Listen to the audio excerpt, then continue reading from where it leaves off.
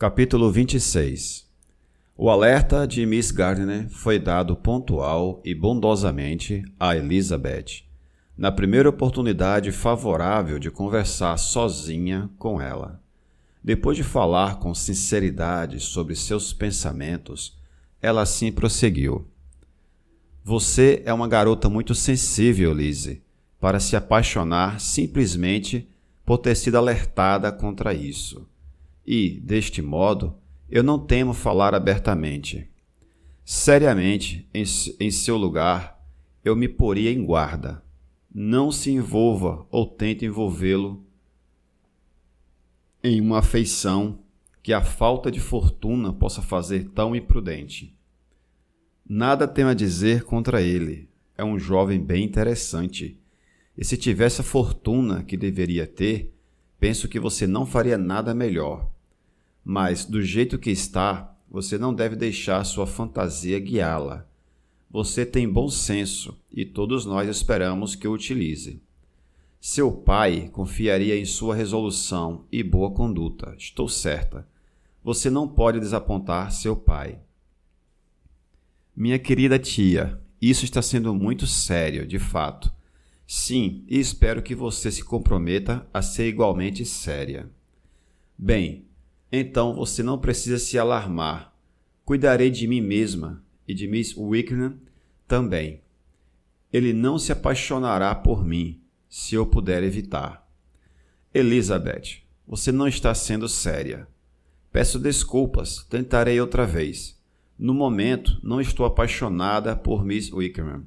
Não, claro que não. Mas ele é, sem comparação, o homem mais agradável que já vi. E, se realmente se ligar a mim, acredito que será melhor que isso não ocorra. Compreendo a imprudência desse respeito. Aquele abominável Miss Darcy. A opinião de meu pai me confere a maior honra e sentir-me-ei desprezível se perdê-la. Meu pai, porém, gosta de Miss Wickham. Em suma, minha querida tia, ficarei muito triste se eu for o veículo que faça com que algum de vocês sejam infelizes. Mas já que vemos todos os dias que onde há afeição, os jovens são raramente contidos pela falta de fortuna imediata para não entrar em um relacionamento com outra pessoa, como posso prometer ser mais sábia do que muitos dos meus semelhantes, se eu for tentada? Ou como mesmo saberei que seria sábio resistir. Tudo o que posso lhe prometer, portanto, é não me apressar. Não me apressarei para acreditar que sou o principal objetivo dele. Quando estiver com ele, não desejarei. Em suma, farei o meu melhor. Talvez fosse bom desencorajá-lo de vir aqui com tanta frequência. Pelo menos você não deveria lembrar sua mãe de convidá-lo. Como fiz no dia desses, disse Elizabeth com um sorriso consciente.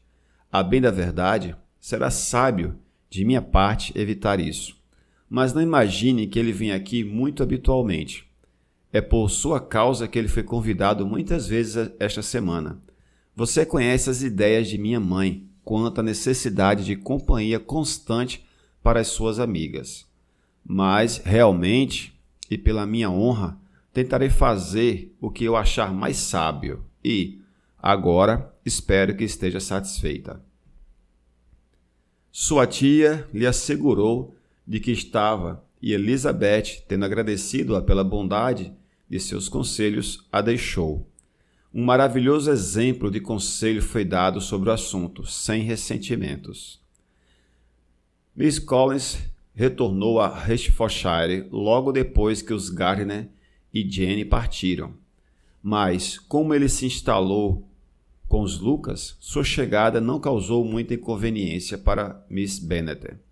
Seu casamento se aproximava rapidamente e ela estava, por fim, resignada a considerá-lo inevitável e até repetia, num tom mal-humorado, que desejava que fossem felizes. O dia do casamento era quinta-feira e na quarta, Miss Lucas prestou sua visita de despedida e quando se ergueu para partir, Elizabeth, constrangida pelos nada graciosos relutantes bons augúrios da mãe, que a afetava sinceramente, a acompanhou para fora da sala, enquanto desciam as escadas juntas. Charlotte disse: espero ter notícias suas com muita frequência, Elisa. Você certamente as terá. Tenho outro favor a lhe pedir. Você irá me visitar? Devemos nos encontrar muitas vezes, espero, em Hertfordshire. Não devo deixar Kent por algum tempo. Prometa-me, portanto, ir até Hertford. Elizabeth não poderia recusar, embora previsse pouco prazer na visita. Meu pai e Maria irão me ver em março, acrescentou Charlotte, e espero que você consinta em fazer parte do grupo. De fato, Elisa, você será tão bem-vinda quanto qualquer um deles. O casamento aconteceu. A noiva e o noivo partiram para Kent da porta da igreja, e todos tinham tanto a dizer ou a ouvir sobre o assunto quanto o habitual. Elizabeth logo recebeu notícias de sua amiga, e suas correspondências eram tão regulares e frequentes como sempre foram. Embora fosse impossível que elas também fossem francas, Elizabeth nunca poderia se dirigir a ela sem sentir que todo o conforto da intimidade se acabara e, embora determinada a não enfraquecer a troca de cartas, era pelo bem do que tinha sido, ao contrário do que era. As primeiras cartas de Charlotte foram recebidas com muita ansiedade. Nada havia além da curiosidade de saber o que falaria de seu novo lar, se gostaria de Lady Catherine e quão feliz ousaria em se declarar. Porém, quando as cartas foram lidas, Elizabeth sentiu que Charlotte se expressava em cada assunto exatamente como ela havia previsto. Ela escrevia com alegria, parecia cercada de bem-estar, e nada mencionava do que ela não poderia elogiar. A casa, os móveis, a vizinhança e as estradas, tudo se adequava ao seu gosto, e o comportamento de Lady Catherine era muito amigável e cortês. Era o retrato de Miss Collins sobre Hertford e Rosings racionalmente suavizado, e Elizabeth percebeu que deveria esperar pela sua própria visita para saber do restante.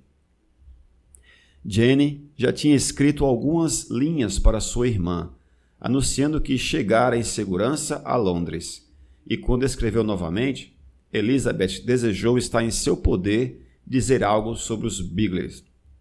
Sua impaciência pela segunda carta foi bem recompensada, como a impaciência geralmente é. Jenny estava na cidade há uma semana sem ver ou escutar nada sobre Caroline. Ela responsabilizava o fato, porém, com a suposição de que sua última carta para sua amiga de Legburn fora extraviada por algum acidente. Minha tia, ela continuava, estará indo amanhã àquela parte da cidade e devo aproveitar a oportunidade para visitar Grosvenor Street. Ela escreveu mais uma vez quando a visita foi realizada e vira Miss Bigley. Não achei que Caroline estava bem-humorada, foram as suas palavras, mas estava muito feliz em me ver e me reprovou por não lhe dar notícia de minha chegada a Londres. Eu estava certa, portanto, de que minha última carta nunca chegara a ela. Perguntei sobre seu irmão, é claro. Ele estava bem, mas tão ocupado com Miss Darcy que raramente o viam. Soube que esperavam Miss Darcy para jantar. Gostaria de vê-la. Minha visita não foi longa, já que Caroline e Miss Hurst estavam de saída. Ouso dizer que as encontrei logo por aqui. Elizabeth meneou a cabeça ao ler essa carta. Estava convencida de que apenas a coincidência poderia revelar a Miss Bigley que sua irmã estava na cidade. 4 semanas se passaram e Jenny nada soube dele. Ela tentou se persuadir de que não lamentava por isso. Contudo, já não poderia mais estar cega à falta de atenção de Miss Bigley.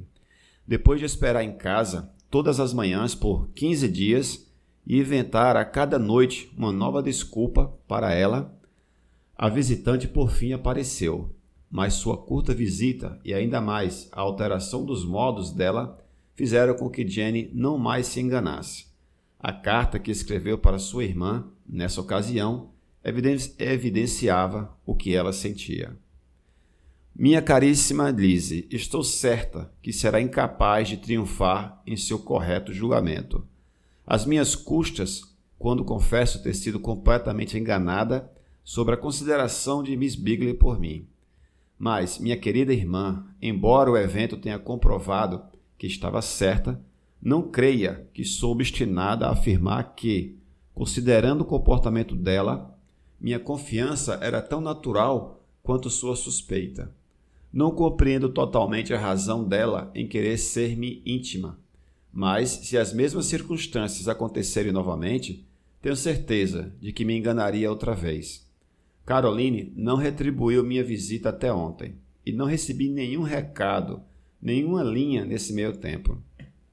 Quando finalmente veio, estava evidente que não tinha prazer. Deu uma desculpa leve e formal por não aparecer antes.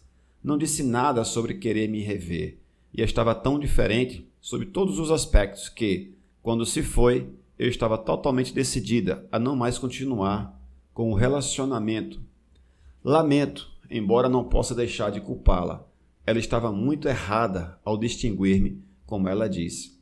Posso dizer com segurança que todo impulso à intimidade começou dela, mas lamento por ela, pois deve sentir que se equivocou e tenho muita convicção de que a ansiedade por seu irmão é a causa de tudo. Não preciso me explicar mais, e embora saibamos que essa ansiedade é bastante desnecessária, ainda que a sinta, tranquilamente é a causa de seu comportamento. E não merecidamente caro, como ele é a irmã, qualquer ansiedade que ela sinta é natural e amável. Não posso deixar de me perguntar, porém, sobre esses medos que ela sente agora. Pois, se ele tivesse se importado comigo, deveríamos ter nos encontrado há tempos. Ele sabe que estou na cidade, estou certa, por algo que ela mesmo disse, e ainda parecia, pelo seu modo de falar, como se quisesse se convencer de que ele está mesmo inclinado a Miss Darcy.